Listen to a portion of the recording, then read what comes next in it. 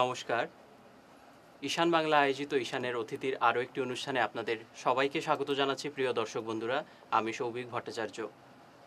আজ আমাদের অনুষ্ঠানে যিনি উপস্থিত হয়েছেন আমাদের নিমন্ত্রণে, তিনি একজন মহিলা ডাক্তার এবং আমি এটা খুব আনন্দিত যে আমাদের এই অনুষ্ঠানে বিগত অনেক দিন ধরেই আমাদের এই অনুষ্ঠানের আপনারা দেখে এসেছিলেন এবং আজকে প্রথম একজন মহিলা ডাক্তার আমাদের অনুষ্ঠানে এসেছেন। তার জন্য আমরা খুবই আনন্দিত এবং উনার সাথে আমরা আজকে পুরো বিষয় আলোকপাত করব।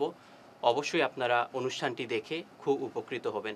তো কথা না বাড়িয়ে আমি উনার সাথে আপনাদের সকলেরই পরিচয় করিয়ে দিচ্ছি। আজ আমাদের স্টুডিওয়ে যিনি আছেন তিনি ডক্টর অনন্যা দত্ত রয়। নমস্কার ম্যাডাম, আমাদের ঈশান বাংলা স্টুডিও আপনাকে স্বাগত জানাচ্ছি। অনেক ধন্যবাদ। প্রিয় দর্শক বন্ধুরা, আজ আমরা যে বিষয় আলোচনা করব আমাদের বিষয়ের মধ্যে থাকবে ডায়াবেটিক নিউরোপ্যাথি, তার সাথে আরও নানান জেনারেল মেডিসিন নিয়েও আমরা আলোচনা করব আজকের এই অনুষ্ঠানে। তো ম্যাডাম, প্রথমে আপনার কাছে আসছি। আমাদের ঈশান বাংলা স্টুডিওয়ে আজ আপনি এসেছেন, কেমন লাগছে এসে? খুব ভালো লাগছে এসে, এবং আপনাদের মাধ্যমে অনেক লোকের কাছে এই ডায়াবেটিস বা অন্যান্য রোগ সম্বন্ধিত বার্তা, যেভাবে আমি আমার কথা বলছি না, সব ডাক্তাররাই পৌঁছে দেন, তাতে যেভাবে যেমন লোকজনের উপকার হয় তেমন আমাদেরও সুবিধা হয় একটা সোসাইটিতে অ্যাওয়ারনেস তৈরি করতে। তো সেই কাজটা আপনারা করেন, সেটা আমার খুব ভালো লাগে। আজকে এখানে আসতে পেরেও আমার খুবই আনন্দ হচ্ছে। অনেক ধন্যবাদ আপনাকে। এত ব্যস্ত সময়ের মধ্যেও আপনি আমাদেরকে আজ সময় দিয়েছেন, তার জন্য। প্রিয় দর্শক বন্ধুরা, আজ ম্যাডামের কথার মাধ্যমে আপনারা অনেক কিছু জানতে পারবেন। তো আপনার পড়াশোনা সব কি শিলচরেই না বাইরে? আমার স্কুলিং এবং তার পরবর্তী হায়ার সেকেন্ডারি শিলচরেই। আমি শিলচর কলেজের স্কুল থেকে 10th পাস করি এবং তারপর আমি রামানুজগুপ্ত জুনিয়র কলেজে 2 বছর হায়ার সেকেন্ডারি করি। আমার MBBS ও শিলচর মেডিকেল কলেজেই, যদিও আমার পোস্ট গ্রাজুয়েশন বা MD মেডিসিন এখানে নয়, তেজপুর মেডিকেল কলেজ থেকে করা। তো পোস্ট গ্রাজুয়েশনের পর আমি আবার ফিরে আসি। প্রথম আমি এখানে শিলচর মেডিকেল কলেজের হৃদরোগ বিভাগে কর্মরত ছিলাম। খুব সম্প্রতি আমার মানে মেডিসিন বিভাগে একটা পোস্টিং হয়েছে, পার্মানেন্ট পোস্টিং হয়েছে। তো এখন বর্তমানে আমি মেডিসিন বিভাগে কর্মরত। আচ্ছা, তো আপনি যখন মেডিসিন ডিপার্টমেন্টে কর্মরত আছেন, তো আপনার কাছ থেকে আমরা আজকে জানবো, যেটা প্রথম বিষয় হলো ডায়াবেটিক ম্যানেজমেন্টটা নিয়ে আপনি যদি কিছু বলেন। দেখুন, ডায়াবেটিস একটা খুব বড় আমব্রেলা প্যাথোলজি, এবং তার সাথে সাথে তার কমপ্লিকেশন হিসেবে অনেক আরও রোগ আমাদের আসতে থাকে। তো ডায়াবেটিস ম্যানেজমেন্টে প্রথমেই যে কথা আমরা বলি বা WHO বলে, সেটাকে বলে DSME, diabetes self management and control. তো ওটাতে কি হয়, ম্যানেজমেন্ট অ্যান্ড এডুকেশন, মাফ করবেন। তো সেটাতে একজন রোগীর, ডায়াবেটিসের রোগীর, তার নিজস্ব জীবনযাত্রায় কি পরিবর্তন আনা উচিত, বা তার ঠিক নিজের রোগ এবং তার চিকিৎসা সংক্রান্ত কি কি জিনিস জানা উচিত এবং মেনে চলা উচিত, সেই সব জিনিস পেশেন্টদেরকে, রোগীদেরকে বলে দেয়া হয়। যেমন একজন ডায়াবেটিসের পেশেন্ট সপ্তাহে ঠিক কতক্ষণ এক্সারসাইজ করবেন এবং কতটা ইন্টেন্সিটিতে এক্সারসাইজ করবেন, তারা আর কি কি করবেন। যেমন একটা খুব ছোট্ট এক্সাম্পল দিচ্ছি। ডায়াবেটিস রোগীদের অনেকের মধ্যেই ডায়াবেটিক ফুড বা ডায়াবেটিক ফুট আলসার্স পাওয়া যায়, যেগুলো পরে ফ্যাস্টার করে অনেক সময় অনেকের গ্যাংগ্রিন, অ্যাম্পুটেশন পর্যন্ত চলে যায়। ঠিক আছে? তো DSME-তে আমরা বলি যে প্রত্যেক দিন রাতে ঘুমানোর আগে চড়া আলোয় একবার করে নিজের পাটা সমস্ত ডায়াবেটিস রোগীর পরীক্ষা করা উচিত, এবং যদি ছোট্ট কোনো ক্ষত থাকে, কোনো কাটাছেঁড়া থাকে, সেটার চিকিৎসা নেওয়া উচিত। না করলে সেই ক্ষতটাই অনেক সময় ফ্যাস্টার করে যেতে পারে। এটা একটা খুব ছোট এক্সাম্পল।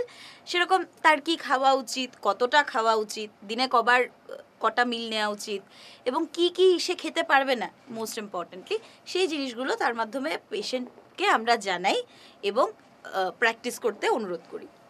এটা প্রথম ভাগ। এবং তারপর তার যে HbA1c লেভেলসই বলুন বা ফাস্টিং, পোস্টপ্র্যান্ডিয়াল ব্লাড সুগার লেভেলসের ওপর তার কি ওষুধ দরকার, কি ফ্রিকোয়েন্সিতে দরকার, কতদিন পরে পরে তার পরীক্ষা করানো দরকার সুগার লেভেলস, এবং শুধু সুগার লেভেলস না, প্রত্যেক ডায়াবেটিস রোগীর বছরে একবার অ্যাটলিস্ট চোখ পরীক্ষা করানো দরকার।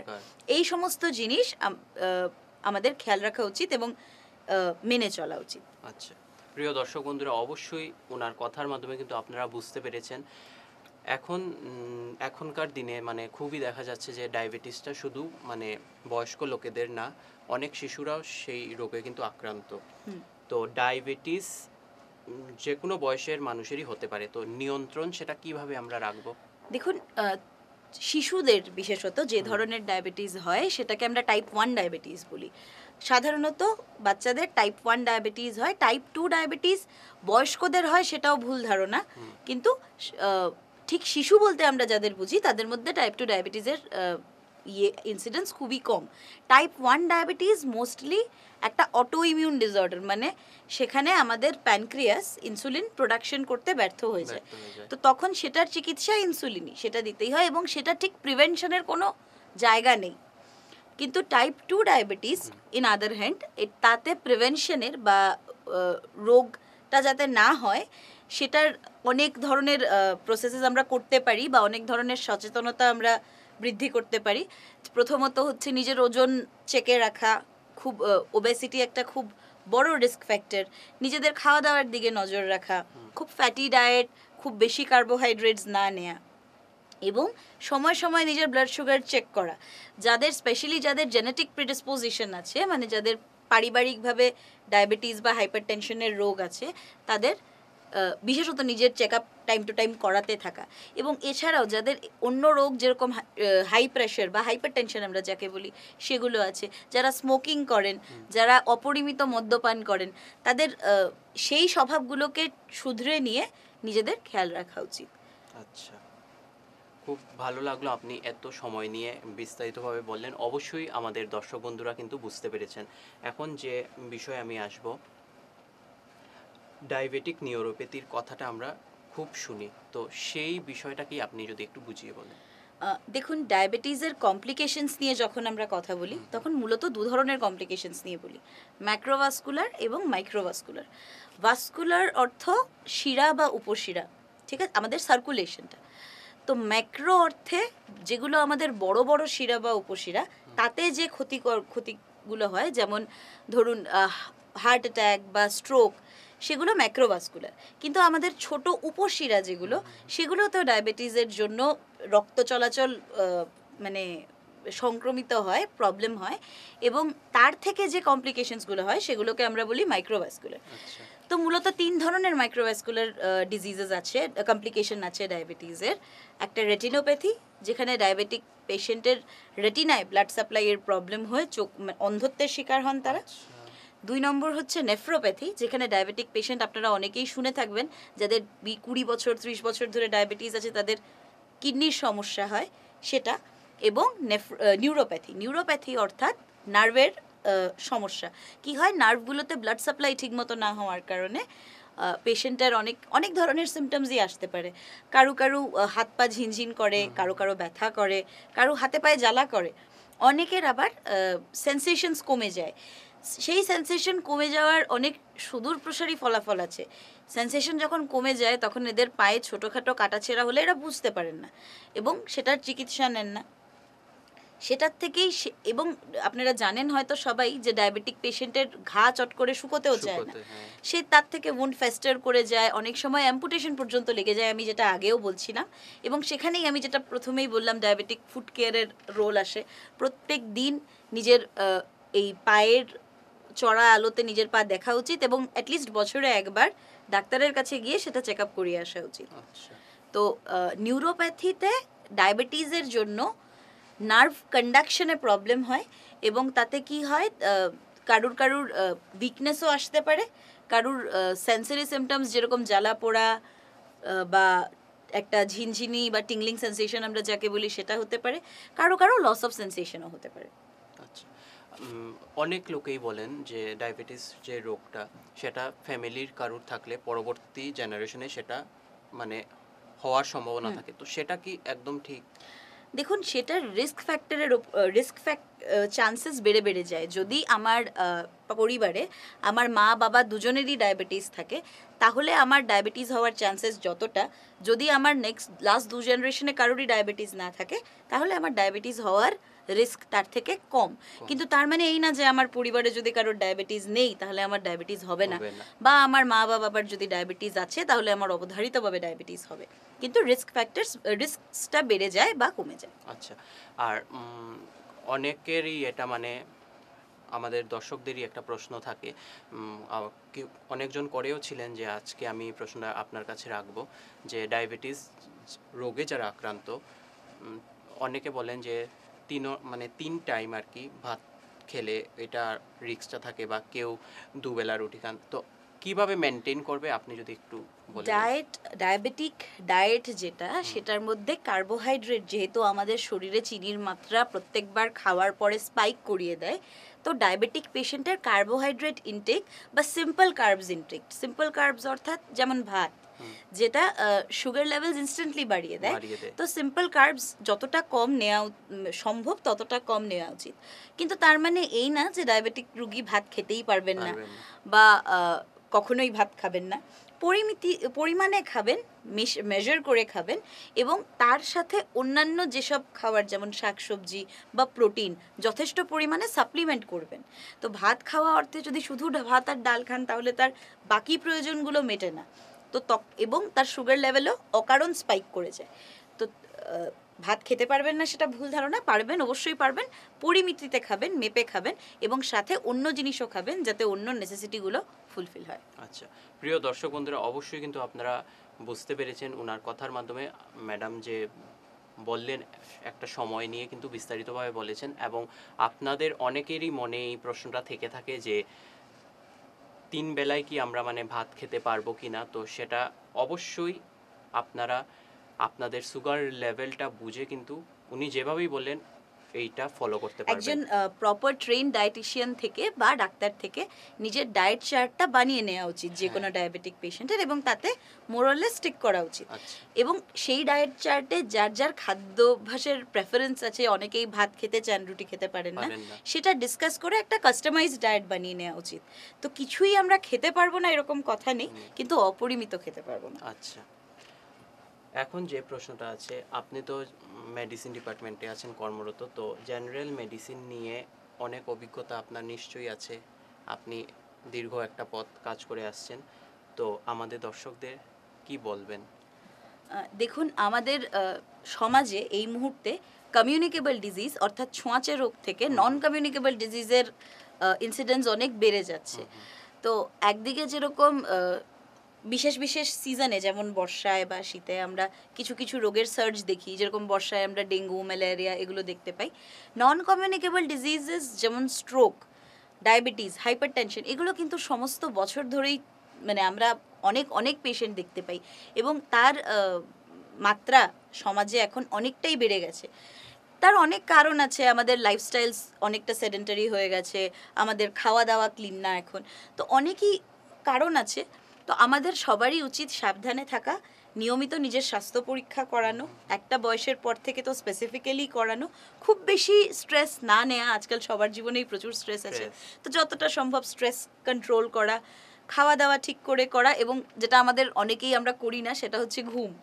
সবার কারোরই আজকাল ঘুম কমপ্লিট হয় না, সবাই কম ঘুমন। তো সেই খাওয়া, ঘুম এবং জীবনযাত্রাকে একটা সঠিক নিয়মে এনে এই রোগগুলোর ইনসিডেন্স আমরা যতটা কমিয়ে আনতে পারি ততটাই ভালো।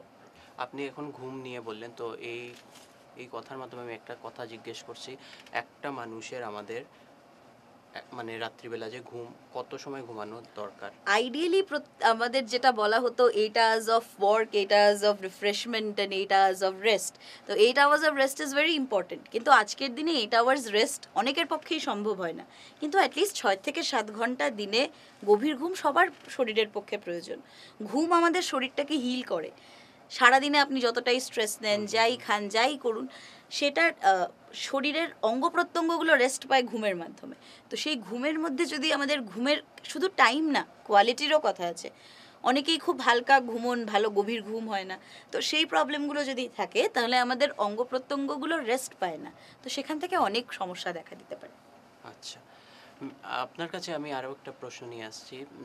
আরেকটা যেটা প্রশ্ন হলো, অনেকেই চা যখন খান চিনি দিয়ে চাটা খান না। তো অনেকের মনে এটা থাকে যে চিনি ছাড়া চা খেলে মানে ডায়াবেটিস হবে না, এরকম একটা সম্ভাবনা থাকে। তো আহ, সেটা কতটুক সঠিক, আপনি একজন চিকিৎসক শুধু হিসাবে? চিনি ছাড়া চা না খেলে চিনি ছাড়া চা খেলে হুম। ডায়াবেটিস হবে না, সেটা যেমন ভুল, ভুল। তেমনি চিনি যেটা হোয়াইট সুগার আমরা হুম, যেটা হুম, খাই, হুম, বা হুম। ইভেন ব্রাউন সুগারেও কতটা কি হয় মানে এটা এখনো ডিবেটেবল। তো চিনির ব্যাপারটা শরীরের পক্ষে খুব একটা ভালো না, যেটা আমি ভালো। আগেও বলছিলাম, সুগার স্পাইক করায়। কিন্তু চায়ে চিনি না খেলে এবং তারপর দুটো রসগোল্লা খেয়ে ফেললে ডায়াবেটিস হবে না, এমন কোনো কথা নেই। তো অনেক লোক আছেন যারা চায়ে চিনি খান তাও তাদের ডায়াবেটিস হয় না, যারা চায়ে চিনি খান না তাদেরও ডায়াবেটিস হয়। তো ওই যেটা বললাম, পরিমিত চিনি পরিমিত। একেবারেই খাবেন না সেটা ঠিক না, খাবেন পরিমিতিতে খাবেন। আচ্ছা, প্রিয় দর্শক বন্ধুরা, অবশ্যই আপনারা কিন্তু বুঝতে পেরেছেন ওনার কথার মাধ্যমে। সেগুলো আপনারা অবশ্যই একটু মেনটেন করে চলবেন। এবং দর্শক বন্ধুদের আমি আরও একটি কথা জানিয়ে রাখি, যদি আপনারা ডক্টর অনন্যা দত্ত রায় ম্যাডামের সাথে আপনারা কনসালটেশন করাতে চান, আমাদের টিভি স্ক্রিনে কিন্তু ওনার কনসালটেশন নাম্বার দেওয়া থাকবে, আপনারা সেই নাম্বারে কিন্তু ফোন করে যোগাযোগ করতে পারবেন। এবং ফোন করলে কিন্তু আপনারা অবশ্যই জেনে নেবেন কোন দিন কোন সময় আপনারা ওনার কনসালটেশন বা ওনার সাথে আপনারা দেখা করতে পারবেন। তো সেই নম্বরে আপনারা অবশ্যই যোগাযোগ করবেন এবং ওনার ওনার কাছ কাছ থেকে কিন্তু আপনারা চিকিৎসাটা নেবেন। এখন যে আরেকটা প্রশ্নতে আমি আসছি ম্যাডাম, এখনকার দিনে গ্যাসের যে প্রবলেমটা এটা সবারই হয়। তো সেই বিষয় নিয়ে আপনি একটু যদি আমাদেরকে বলেন বা একটু সতর্কতা দেন। দেখুন, যেটা ডিসপেপসিয়া আমরা বলি বা যেটাকে সাধারণ ভাষায় গ্যাসের সমস্যা বলা হয়, তার প্রধান কারণ হচ্ছে যে আমরা কি খাচ্ছি এবং কখন খাচ্ছি সেটা। আমাদের অনেকেরই খাওয়ার মধ্যে ধরুন তেল মশলা পরিমাণ বেশি থাকে। হুম। এছাড়াও অনেকেই আমরা খুব কার্বোনেটেড ড্রিঙ্কস খেতে ভালোবাসি, কেউ কেউ আবার খুব বেশি চা কফি খাই। তো এই সবগুলোই আমাদের যে খাদ্যনালীর মিউকোজাল ট্র্যাক্ট তার জন্য খুব একটা ভালো নয়। তো কি হয়, যখন আমরা কি খাই এবং কখন খাই, অনেকেই আছেন যার ব্রেকফাস্ট লাঞ্চের মধ্যে বা লাঞ্চ ডিনারের মধ্যে অনেকক্ষণ গ্যাপ চলে যায়। গ্যাপ চলে তো যায়। তাদের মানে এই সিমটমসগুলো, ডিসপেপসিয়ার সিমটমস যেরকম গ্যাস হয়ে যাওয়া, বুক জ্বালা করা, বা এই হজমের সমস্যা হওয়া, সেগুলো খুব কমনলি ওদের মধ্যে দেখা যায়। তো আমরা যাই খাই সেটা যাতে স্বাস্থ্যসম্মত হয় এবং আমাদের দুটো মিলের মধ্যে যাতে অনেক লম্বা গ্যাপ না থাকে। আচ্ছা। আইডিয়ালি অনেক ডায়েট কোচরা বলেন যে টু আর্লি খেতে হয়, তো টু আর্লি খাওয়া তো সবার পক্ষে সম্ভব সম্ভব নয়, না। But at least 4 to 5 hours early আমাদের মিলগুলো স্পেস করে দেওয়া মানে উচিত। এই ব্রেকফাস্ট, লাঞ্চ এবং ডিনার। ডিনার বা যেটা মিড ইভিনিং স্ন্যাক্সও অনেকে খান, আচ্ছা। সেটা স্পেস করে দেওয়া উচিত। খুব বেশি কার্বোনেটেড ড্রিঙ্ক বা খুব বেশি গরম ড্রিঙ্ক, চা কফি হুম, হুম, হুম। এবং তেল মশলা ফ্রাইড জিনিস, সেসব আমাদের গ্যাস্ট্রোইন্টেস্টাইনাল ট্র্যাক্টের জন্য ক্ষতিকারক। এবং আরেকটা ব্যাপার আছে, অনেক সময় আমরা খাওয়ার পরেই ঘুমোতে চলে যাই রাতে। তো তাতে কি হয়, আমাদের যেটা স্টামাক কন্টেন্টটা সেটা মানে আপনি ফ্ল্যাট হয়ে শুয়ে গেলে সেটা উপর দিকে উঠে আসার একটা টেন্ডেন্সি থাকে, সেটার থেকেও অ্যাসিড রিফ্লাক্স হয়। তো এই জিনিসগুলো যদি আমরা ঠিকঠাক মেনে চলি তাহলে আমাদের এই হজমের সমস্যা থেকে আমরা অনেকটাই মুক্তি পাবো। আচ্ছা, প্রিয় দর্শক বন্ধুরা, অবশ্যই কিন্তু ওনার কথায় আপনারা বুঝতে পেরেছেন কি কি করা দরকার এবং কি কি করা দরকার না। আমি আপনাদের আবারও বলছি, ম্যাডাম যে যে বিষয়ে কথা বললেন এবং যে যে বিষয়ে আমি আজকে প্রশ্ন রেখেছি, খুব সুন্দরভাবে কিন্তু উনি বুঝিয়ে বলেছেন। অবশ্যই আপনারা বুঝতে পেরেছেন এবং আপনারা কিন্তু সেগুলো ফলো করবেন। আমাদের অনুষ্ঠানও শেষ করার সময় চলে এসছে। আজকে উনাকে পেয়ে আমরা অনেক ধন্যবাদ এবং আমাদের পুরো ঈশান বাংলা টিমের তরফ থেকে ধন্যবাদ জানাচ্ছি। এত ব্যস্ততার সময়ের মধ্যে আপনি আজ আমাদের অনুষ্ঠানে এসেছেন, সময় দিয়েছেন। দর্শক বন্ধুরা খুব উপকৃত হয়েছেন। আরও একদিন আরও একটা পর্বে আপনাকে আশা করি পাবো। আমার আজকে এখানে এসে কথা বলে খুবই ভালো লেগেছে সৌভিক, থ্যাংক ইউ আমাকে ইনভাইট করার জন্য। নিশ্চয়ই আবার দেখা হ্যাঁ। হবে এবং আবার অন্য কোনো বিষয়ে হ্যাঁ, আমরা বিষয়ে বলবো। কথা বলবো। ততক্ষণে আপনারা সবাই ভালো থাকবেন, সুস্থ থাকবেন এবং নিজের খেয়াল রাখবেন, অপরজনেরও খেয়াল রাখবেন। এবং আমি আগেও বলেছি, আবারও অনুষ্ঠান শেষ করার আগে বলছি, ম্যাডামের কনসালটেশন নাম্বার আমাদের টিভি স্ক্রিনে স্ক্রলে দেওয়া থাকবে, আপনারা সেই নম্বরে কিন্তু ফোন করে যোগাযোগ করতে পারবেন। এবং অনুষ্ঠান শেষ করার আগে আমি আপনাকে বলে দিই, আপনি আমাদের দর্শকদের একটু বলে দিন, নাম্বার তো আপনার দেওয়াই থাকবে, কেউ যদি যোগাযোগ করতে চান এবং আপনাকে যদি কেউ দেখাতে চান, আপনার কাছ থেকে ট্রিটমেন্ট নিতে চান, কোন জায়গায় আপনাকে পাবেন? আপনার প্রথম কথা, আমি প্রত্যেক শনিবার শিলচর মেডিকেল কলেজের মেডিসিন আউটডোরে থাকি, তো আচ্ছা। সেখানে আসলে অবশ্যই আমাকে পাওয়া যাবে। আচ্ছা, এবং তাছাড়াও আমি জীবনজ্যোতি হসপিটালেও পোস্ট আমার ডিউটি আওয়ার্স থাকি, কনসালটেশন করি, আমাকে সেখানেও নিশ্চয়ই সবাই পাবেন। অনেক ধন্যবাদ। অবশ্যই আপনারা সেগুলো বিষয় ম্যাডামের কাছ থেকেই শুনে নিলেন এবং ফোন করে তো বাকি তথ্য আপনারা জেনেই নেবেন। ততক্ষণে আপনারা সুস্থ থাকুন, ভালো থাকুন এবং আজকের অনুষ্ঠান প্রিয় দর্শক বন্ধুরা এই পর্যন্তই। নমস্কার।